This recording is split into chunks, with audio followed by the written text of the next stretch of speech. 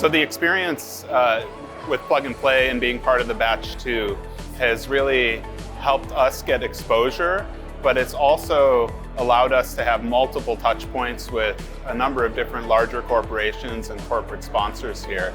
It's been really incredible from a couple of perspectives. First of all, I've made some really great friends through the AIC and the Venture Ready program. It can be hard to find other people that are going through what you're through, and just having that sounding board to bounce things off of has been amazing. Well, for the ecosystem, it's really wonderful. It's a culmination of a lot of different types of people, but generally connected by an overarching mission of advancing manufacturing, which is really important. And I think the more we do that, Arizona has a huge chance to emerge as really a key player in manufacturing.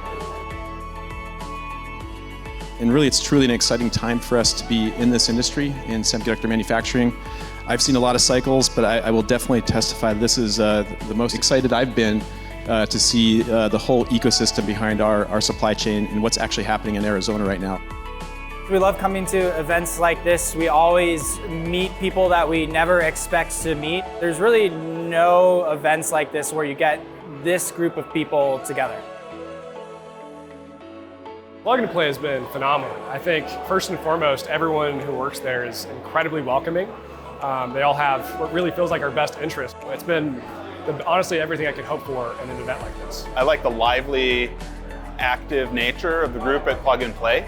They've been extremely positive and helpful and just proactive about trying to make connections. To know you're backed by a group like the ACA is really incredible, and it gives you an extra kick to just keep going, especially when times get hard.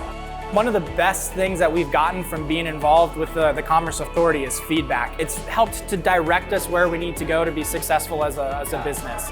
So my advice would be get started, even if you don't feel like you're ready. Start talking with the Commerce Authority.